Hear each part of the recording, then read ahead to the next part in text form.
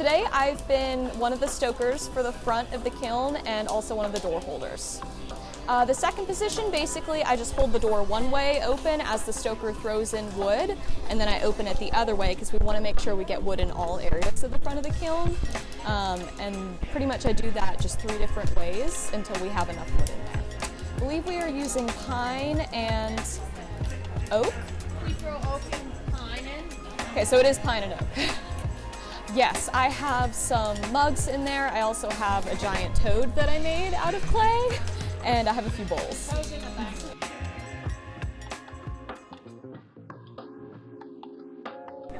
Oh, my job in this process is just making sure the wheelbarrows are full as possible of all the correct wood. We use pine. The pine is the smokiest wood, and that's what we use the most of to really get the ash going. But the other kind is the oak, that's the hardwood. That just kind of allows the fire to last longer. So yeah, I just make sure that those wheelbarrows are full and that everybody else is doing their thing. Mm-hmm. It's kind of a huge deal. It's like a 2-week process. All, if not most, of our work is put into it. So it wouldn't get fired any other way, this organically. Otherwise, it's just electronic. So to do it this organically, it's just a huge deal, and it's an ancient practice. And so not only is it like a learning experience, it's also like going back to the roots of like ceramics.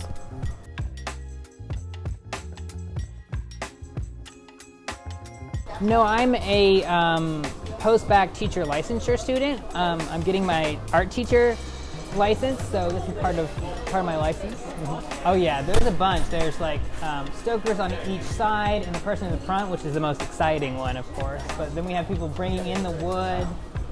There's just a lot going on. There's like 600 pieces of pottery in there, I think. There's a lot going on. Yeah. The ones that are going to be in this anagama are all fired at the same time because it's obviously an involved process. This is going on for days, people taking shifts. This has been, I think they started on Monday, so it's been like a good 5 days going. Everything else is in like gas kilns or electric kilns inside, but this is like a special case. Everything is different in the anagama. Okay. Well, it's all wood fired, obviously, and the shape of it is like, they described it as like kind of the flames move like a river through the pieces and deposit ash on them, and that creates the glaze. All of the pots are unglazed. Some of them on the inside have extra glaze, but they're bare, and when the ash lands on them, it creates the glaze and the patterns on the outside of them. You have to see some of them to see what they really look like. I'm sure we'll have lots of wonderful pieces when this is done to photograph.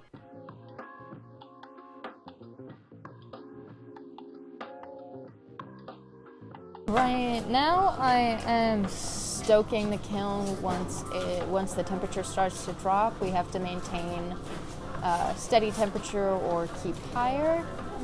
Right now we're just putting in pine wood, we're getting towards the end of the process, really wanting to boost up the ash that we're putting in there to get the pieces glazed before we take them out. Right now, we're at maybe 2,050 degrees. We're getting it up to cone 10 firing for ceramics. No, I have a few pieces going in, and it's kind of like ceramic etiquette, where if a piece is going in and you're not helping with the kiln firing process, especially with something that's like so team involving. So I have like a bigger piece going in, and then I have just a few like mugs and bowls that I've got in there too.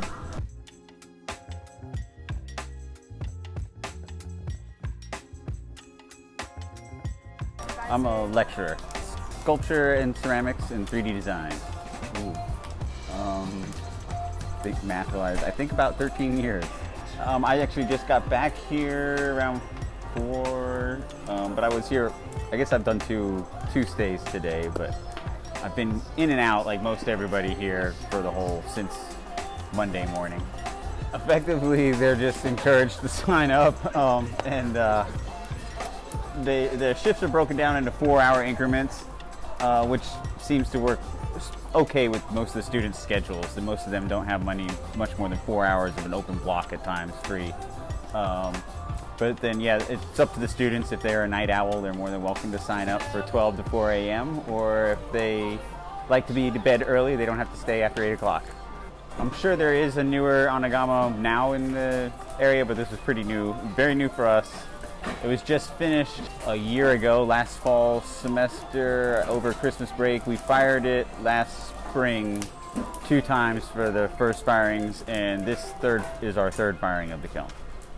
Yeah, somewhere in there. We didn't count it all, but yes, there's all different sizes. So lots of little bitty things, larger work, yeah, a whole variety of things inside there, size-wise. There's the front of the kiln where they've been stoking through. That is a door that is just bricked up and it's just dry stacked. And then at the end of the firing, after the kiln's cooled for about a week, we'll unstack the whole front of the kiln, and then we'll crawl in through the front all the way to the working towards the back, taking out the wares.